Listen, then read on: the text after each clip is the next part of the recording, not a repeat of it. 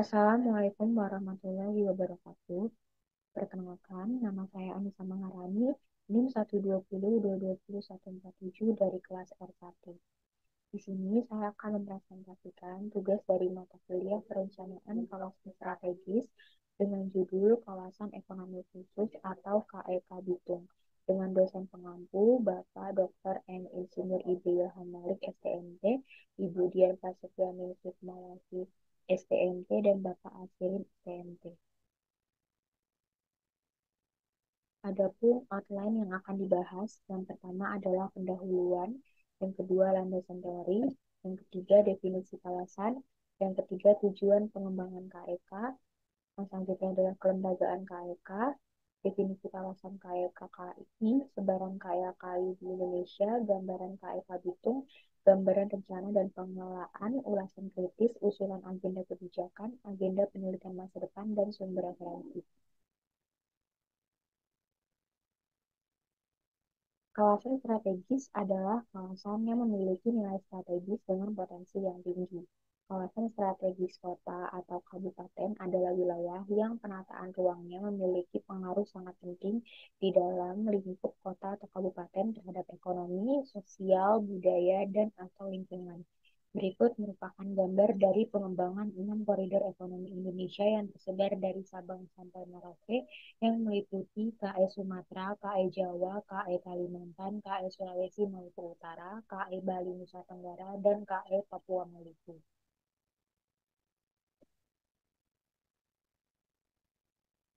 Yang pertama adalah teori neoklasik. Teori neoklasik adalah teori yang menekankan kepada ketergantungan terhadap mekanisme pasar yang terjadi di dalam proses pengembangan wilayah. Di dalam teori neoklasik ini terjadi persaingan bebas di pasar yang sempurna dan juga mengembalikan penyimpangan kepada keadaan equilibrium pasar yang stabil. Di dalam pertumbuhan wilayah, di dalam teori ekonomi klasik ini senantiasa untuk melihat kekuatan dari potensi yang dimiliki dari suatu wilayah. Dan seperti pada kawasan ekonomi khusus Bitung yang menjadi kawasan khusus dengan luas 534 hektar dan berlokasi yang sangat strategis, serta menekankan kepada pintu gerbang ekonomi ke negara-negara di Asia Pasifik. KEK Bitung ini juga menjadi hub atau sub perhubungan di dalam perdagangan bagi kawasan timur Indonesia.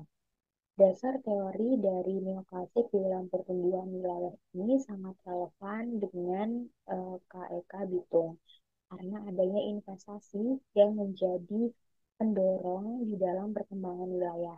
Karena KEK Bitung berpotensi untuk menjadi wilayah dengan keunggulan geostrategis dengan mendongkrak dari sektor pertanian, perikanan, agrofarmasi, dan menarik investasi senilai 32 triliun rupiah hingga tahun 2025. Di dalam teori neoklasik ini menekankan pada sumber investasi wilayah. Di dalam teori neoklasik ini makin cepat pertumbuhan wilayah, maka daripada laju pertumbuhan penduduk, maka makin cepat juga perkembangan volume kapital rata-rata per tenaga kerja. Berdasarkan data yang didapat dari Dewan Nasional KEK sampai Agustus 2019, total komitmen investasi di dalam kawasan ekonomi khusus Bitung ini mencapai 1,79 triliun rupiah yang berasal dari 4 perusahaan, yaitu PT Kutai Sulawesi Utara, kemudian juga ada PT Indojaya Fortuna, kemudian juga PT Mapalus Makawanua, dan PT Puri Bitung Gemilang. Investasi ini juga diproyeksikan akan dapat menyerap tenaga kerja sebanyak 34.710 tenaga kerja hingga tahun 2025. Selanjutnya adalah teori Keynesian. Nah, teori Keynesian ini adalah teori pengembangan wilayah yang beranggapan bahwa campur tangan pemerintah di dalam ekonomi itu menentukan pembangunan ekonomi dapat berjalan dengan baik. Nah, menurut Keynes ini, untuk menjamin pertumbuhan yang stabil, maka diperlukan peranan pemerintah dalam pengelolaannya.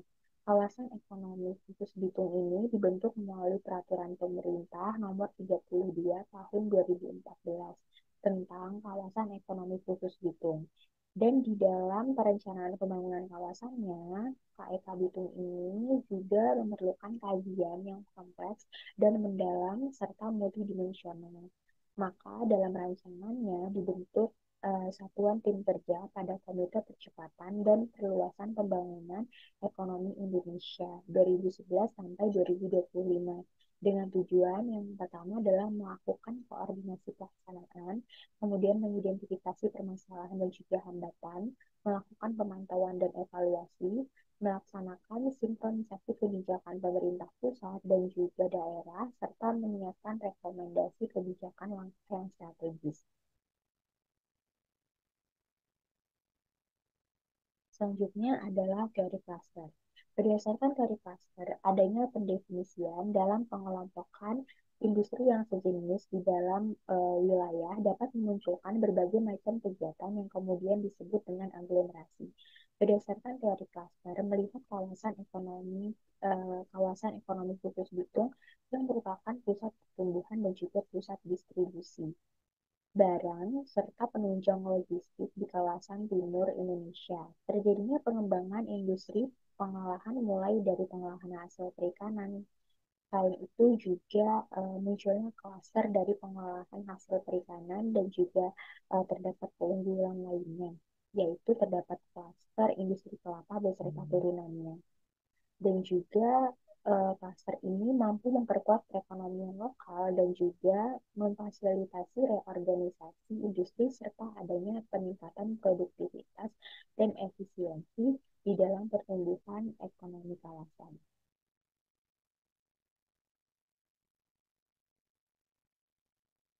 Selanjutnya adalah definisi kawasan. Dalam peraturan pemerintah, kawasan ekonomi khusus adalah kawasan dengan batas-batas tertentu di dalam wilayah hukum Negara Kesatuan Republik Indonesia yang ditetapkan untuk menyelenggarakan fungsi perekonomian dan juga memperoleh fasilitas tertentu. Kawasan ekonomi khusus dikembangkan dengan penyiapan kawasan yang memiliki keunggulan geoekonomi dan juga geostrategi yang berfungsi di dalam kegiatan industri, ekspor, impor, dan juga banyak hal yang lainnya. Adapun tujuan dari pengembangan KEK ini adalah mengembangkan dan juga mendorong pertumbuhan ekonomi, pemerataan pembangunan, serta meningkatkan daya saing. KEK ini memberikan fasilitas ke beberapa kawasan yang memiliki akses ke pasar global dan juga sehingga dapat memaksimalkan kegiatan industri, ekspor, impor, dan berbagai kegiatan ekonomi yang memiliki nilai tinggi dan juga meningkatkan daya saing internasional.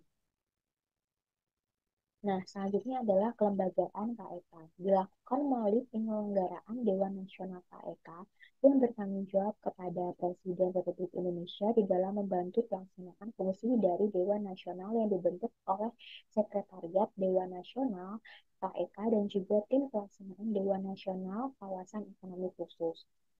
Nah, Dewan Nasional Kawasan Ekonomi Khusus ini juga melalui sebuah keputusan Presiden di nomor 8 tahun 2010, diketuai oleh Menteri Koordinator Bidang Perekonomian dan juga beranggotakan Menteri Keuangan, Menteri Bappenas, Menteri Perdagangan, Menteri Perindustrian, Menteri Dalam Negeri, Menteri Perhubungan, Menteri PUPR, Menteri Ketenagakerjaan, dan juga Kepala BKPM di tingkat provinsi, provinsi yang di dalamnya terdapat KEK itu dibentuk yang namanya Dewan Kawasan KEK. Nah, untuk mendukung Dewan Kawasan Provinsi ini dibentuk juga Sekretariat Dewan Kawasan KEK dari KEK Provinsi yang di tingkat kabupaten atau di tingkat kawasan dibentuk administratornya KEK yang fungsinya sebagai PTSP di kawasan.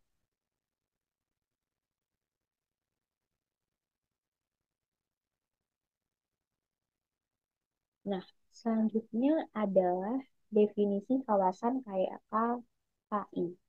KEK KI merupakan kawasan yang diperuntukkan untuk kawasan dengan tingkat pertumbuhan tinggi yang ditunjukkan dengan peningkatan adanya minat investasi pada kawasan. Kawasan dengan peningkatan minat investasi yang juga merupakan kawasan dengan pengolahan bahan mentah, bahan baku, dan juga bahan setengah jadi, ataupun barang yang jadi, serta argo industri yang memiliki nilai lebih tinggi untuk penggunaannya. KKI ini merupakan sinergi dari subsektor baik dari industri kecil, menengah, dan besar. KKI ini juga dilihat dari kawasan yang menyediakan bahan baku dan juga sumber daya alam yang diolah dan dimanfaatkan secara efisien serta keunggulan geografisnya. Selanjutnya adalah sebaran dari KKI di Indonesia, yang terdiri dari KKI Semangko, Tanjung Lesung, Palu, Mandalika, Bagalang Batang, Arun, Lus, Semawe, Tanjung Kelayang, Bitung, Morotai, Malaktuta, Kalimantan, Sorong.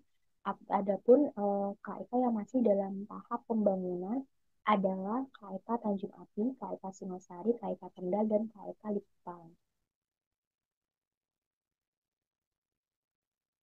Selanjutnya adalah gambaran KIK Bitung.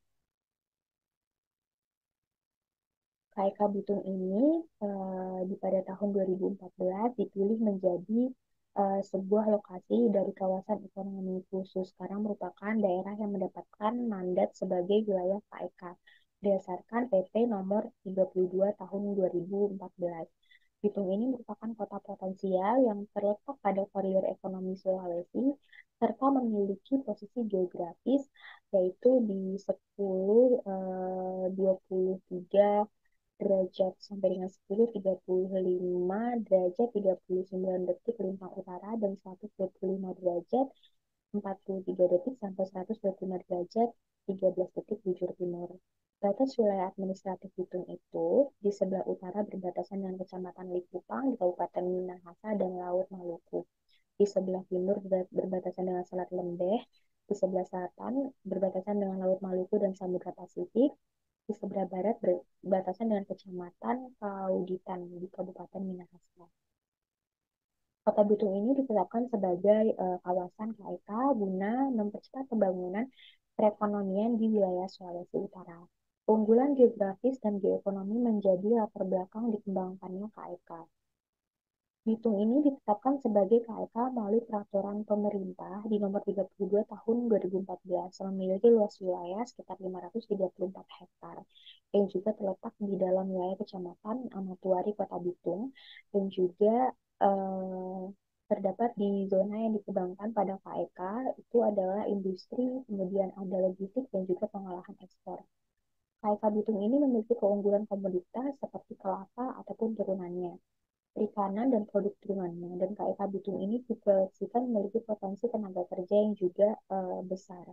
KIK Bitung memiliki keunggulan lokasi di dalam pengembangan kawasan ekonomi karena terletak pada alur laut Kepulauan Indonesia atau AKI 3, yaitu jalur internasional yang melewati Laut Banda.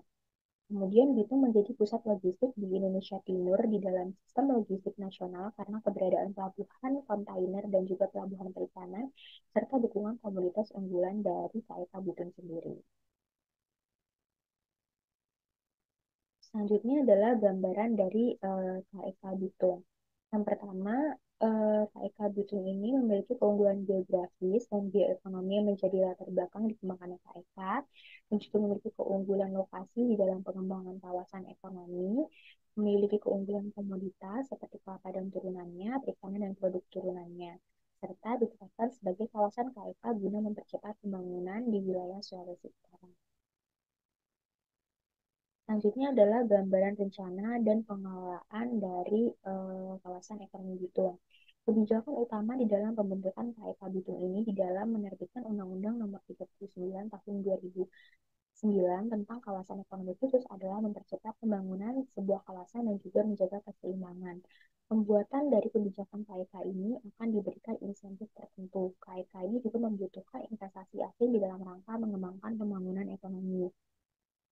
Nah, KIK Bitung ini telah menciptakan investasi berbasis industri dan juga penyerapan tenaga kerja. Program KIK ini membutuhkan dukungan investasi yang dalam rangka mengembangkan pembangunan dari investasi tersebut. Insentif yang diberikan itu meliputi kebijakan yang terkait dengan sistem maupun tarif pajak seperti bea masuk, aturan ketenaga kerjaan, kemudian ada perizinan, pertanahan, dan juga kesepakatan dengan dunia usaha lainnya. Nah, kemudian KEK Bitung ini membutuhkan dukungan investasi asing di dalam mengembangkan pembangunan ekonomi. Investasi KEK ini juga menuntut kolaborasi dengan otoritas pusat dan juga daerah untuk memenuhi pelaksanaan dari KEK Bitung itu sendiri. Peraturan daerah Kota Bitung ini dibentuk untuk mengarahkan dan juga dari tujuan pembangunan wilayah Kota Bitung. Infrastruktur jalan yang telah dibangun seperti Tol Manado sampai dengan Bitung di sepanjang 39,9 kilometer yang dioperasikan hingga ke depan Pelabuhan Peti Kemas Bitung. Selain itu juga terdapat investasi melalui pembentukan pelayanan terpadu satu pintu atau PTSP.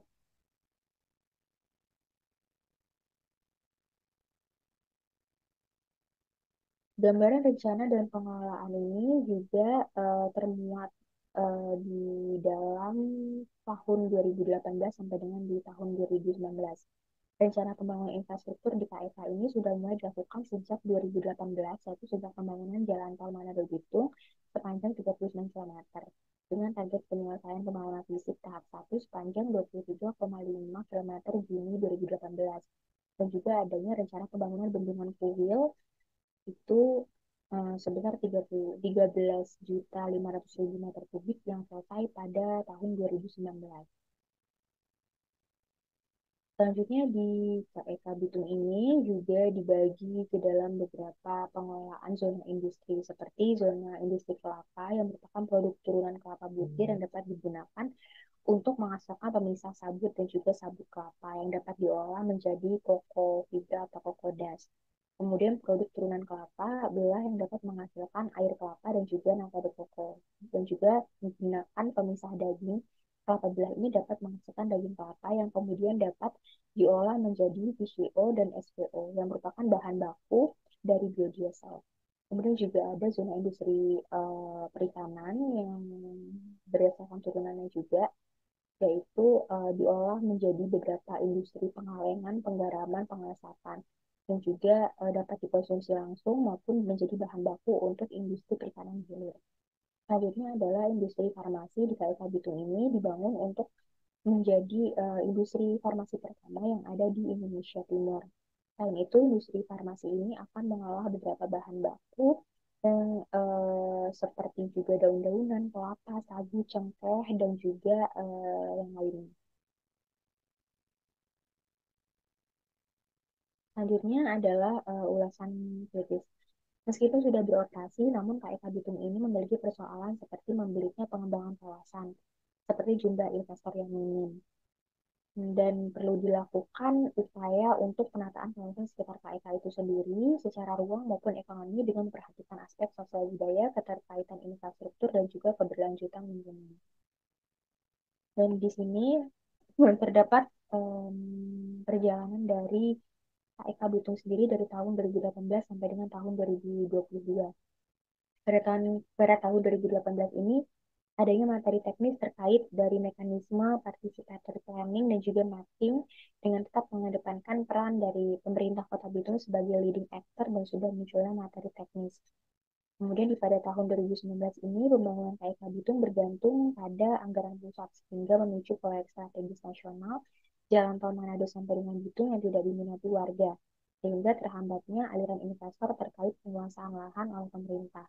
Kemudian pada tahun 2020 pembangunan KEK ini masuk ke dalam rencana induk KEK Bitung yang memiliki lahan 92,97 yang telah dimiliki pemerintah, sisanya sudah ada existing atau existing. Dan pada tahun 2021 ini administrator KEK Bitung mencatat ada 2.500 rumah tangga yang bermukim tanpa izin tanah pemerintah. Sedangkan pada tahun 2022 ruas terakhir di Jalan Tol Manado Bitung itu telah diresmikan dan siap membangun jalan, jaringan layanan air bersih hingga pematangan lahan.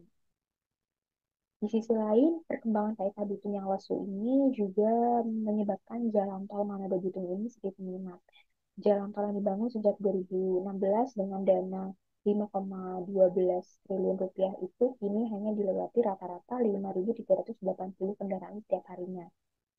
Dan jumlah itu jatuh dari target 17.000 kendaraan per hari untuk memenuhi proyeksi perhitungan pendapatan sejak operasional pada September 2020.